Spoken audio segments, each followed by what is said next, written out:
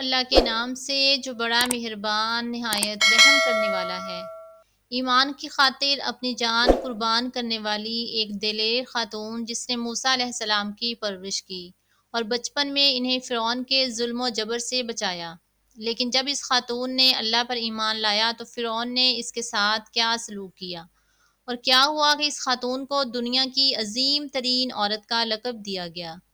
فرعون مصر کا ایک ظالم و جابر بادشاہ تھا۔ اس نے مصر میں آباد قوم بنی اسرائیل کو غلام بنا رکھا تھا اور ان پر ظلم کے پہاڑ توڑتا تھا۔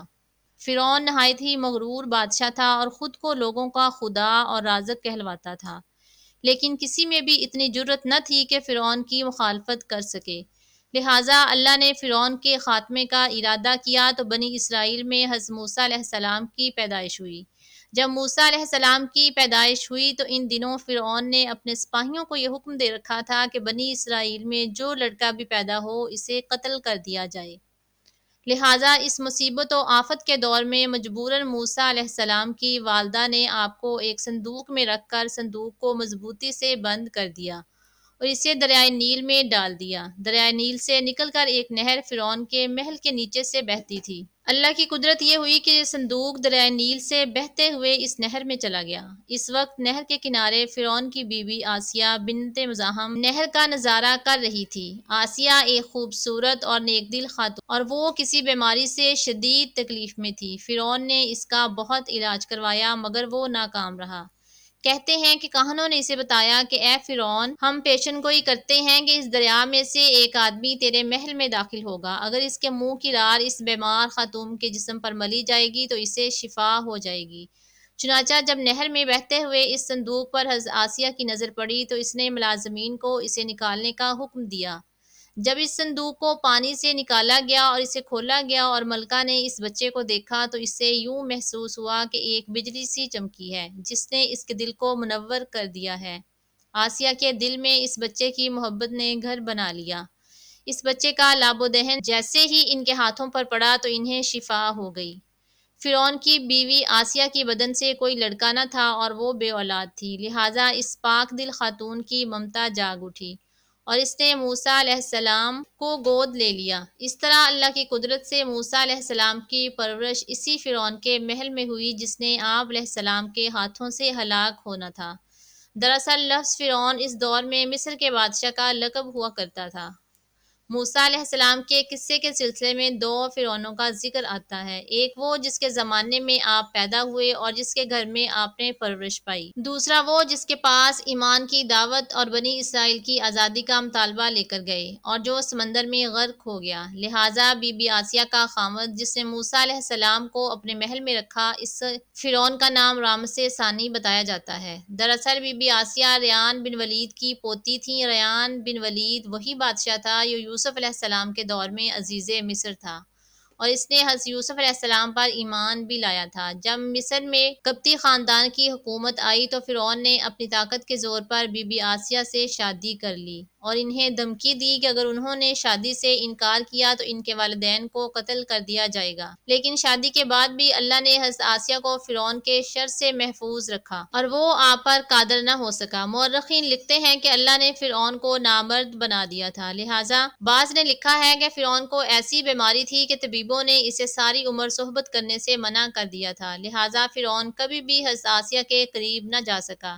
یہ بھی اللہ کی ایک حکمت تھی تاکہ بی بی آسیہ فرعون کے ناپاک جسم سے محفوظ رہ سکے۔ حضرت موسیٰ علیہ السلام ہمیشہ توحید کے متعلق واضح بات کیا کرتے تھے جو فرعون اور اس کے درباریوں کو ناگوار گزرتی تھی۔ بہت جلد وہ وقت بھی آ گیا جب اللہ نے حضرت موسیٰ علیہ السلام کو نبوت عطا کی اور اب فرعون کے دربار میں اسلام کی دعوت لے کر تشریف لائے۔ اس وقت فرعون کے مطالبے پر جادوگروں اور موسیٰ علیہ السلام کی عصا حقیقی سانپ میں تبدیل ہو گئی اور جادوگروں پر حق واضح ہو گیا کہ یہ اللہ کے سچے رسول ہیں جنہیں ہماری ہدایت کے لیے بھیجا گیا ہے، جبکہ فرعون اپنی انا اور غرور پر قائم رہا اور موسیٰ علیہ السلام کی دعوت کا انکار کر دیا۔ اسی دربار میں بی بی آسیہ بھی موجود تھیں، لہٰذا آپ نے یہ سنسنی خیز منظر دیکھا تو آپ کے دل میں فوراً حق کا نور چمک اٹھا اور آپ حضرت موسیٰ علیہ السلام پر ایمان لے آئیں۔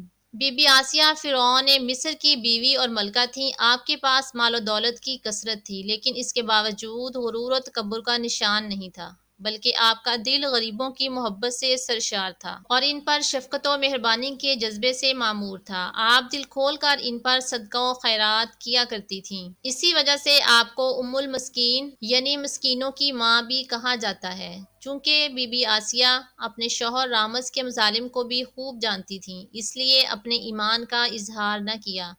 آپ چھپ چھپا کر ایک اللہ کی عبادت کیا کرتی اور اللہ سے یہ دعا کرتی کہ اے اللہ مجھے فرعون اور اس کے عمل سے نجات دے، میں اس کے کفر یا حرکتوں سے بیزار ہوں۔ حضرت آسیہ خفیہ طور پر موسیٰ علیہ السلام کے خدا کی عبادت کرتی تھیں اور دعا و استغفار میں مشغول رہتی، یہاں تک کہ فرعون کو ایک دن آپ کے ایمان لانے کی خبر ہو گئی۔ اس نے ایک روز اپنے درباریوں سے کہا، کیا تم لوگوں کو میری بیوی کی کچھ خبر ہے؟ تم لوگ اس کے متعلق کیا جانتے ہو؟ سب نے بی بی آسیہ کی بڑی تعریف کی اور ان کی بلائیاں بیان کی۔ فرعون نے کہا، کیا تم لوگوں کو نہیں معلوم وہ میرے سوا دوسرے خدا کو مانتی ہے؟ لہٰذا فرعون نے حضرت آسیہ کو دربار میں بلایا اور ان سے دریافت کیا کہ تو کسے اپنا معبود مانتی ہے؟ حضرت آسیہ نے دلیری اور جذبہ ایمانی سے جواب دیا کہ میں موسیٰ علیہ السلام کے رب پر ایمان رکھتی ہوں، جو میرا، تیرا اور ہم سب کا خدا ہے۔ فرعون نے اس بے باک جواب پر غضبناک ہو گیا اور بہت جلد پورے شہر میں اس بات کی شہرت ہو گئی کہ فرعون کی بیوی اور ملکہ نے فرعونی طور طریقے کو ٹھکراتے ہوئے دین موسیٰ قبول کر لیا ہے۔ پہلے تو فرعون نے بی بی آسیہ کو سمجھا بجھا کر ترغیب دی اور ڈرا دھمکا کر موسیٰ علیہ السلام کے دین کو چھوڑنے کو کہا، لیکن جب اس نے حضرت آسیہ کے چٹان جیسے مضبوط ایمان اور جذبے کو دیکھا تو اس نے ظلم و بربریت سے کام لینے کی ٹھان لی۔ فرعون نے اپنے اہلکاروں کو حکم دیا کہ آسیہ کو تپتے ہوئے ریگستان کی دھوپ میں لٹا دیا جائے، لہٰذا آپ کو شدید گرمی میں ریت سے تپتے میدان میں چھوڑ دیا گیا۔ فرعون اس جگہ دورہ کرتا رہا اور کہتا رہا کہ اب تو باز آ جا، اگر تو نے میری بات مان لی تو محل کی شاہی زندگی، آرام و سکون، آرائش تیری منتظر ہے۔ مگر حضرت آسیہ پر اس کا کوئی اثر نہ ہوا، کیونکہ آپ کو جنت کے اس لافانی محلات پر ایمان تھا جو اللہ نے انہیں عطا کرنے کا وعدہ کیا تھا۔ جب فرعون نے حضرت آسیہ کی ثابت قدمی کو دیکھا تو اس نے آپ کو شہید کرنے کا فیصلہ کر لیا۔ اس نے اپنے سپاہیوں کو حکم دیا کہ بڑی سے بڑی چٹان کہیں سے اٹھا لاؤ اور آسیہ کو سیدھے لٹاؤ اور وہ چٹان اس پر گرا دو۔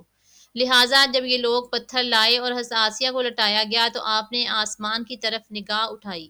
آخرکار پتھر کو آپ پر گرا دیا گیا اور آپ کی روح پرواز کر گئی۔ ہم نے دیکھا کہ حضرت آسیہ ایسی حکومت کے ساتھ، ایسے دربار کے اندر، اس قدر مال و دولت، اطاعت گزار غلام اور کنیزوں کے ساتھ ایک بہترین زندگی گزار رہی، لیکن انہوں نے حق کو قبول کیا اور موسیٰ علیہ السلام کے دین پر ایمان لے آئیں، حالانکہ انہیں معلوم تھا کہ ایمان لانے کے بعد ان کی تمام خوشیاں اور مقام و منصب چھن سکتا ہے، یہاں تک کہ ان کی جان بھی جا سکتی ہے۔ لہٰذا آپ نے حق کو قبول کیا اور اپنے گزشتہ اعمال پر توبہ کر لی۔ بلا شبہ توبہ کرنا، ایمان پر مضبوطی سے قائم رہنا کوئی آسان عمل نہیں، لیکن جو شخص بھی اس دنیا کی مشکلات سے گزر کر اللہ کی اطاعت کرے گا اور انسانوں کی بجائے اللہ سے ڈرے گا تو آخرت میں اس کے لیے بہترین لافانی زندگی ہے۔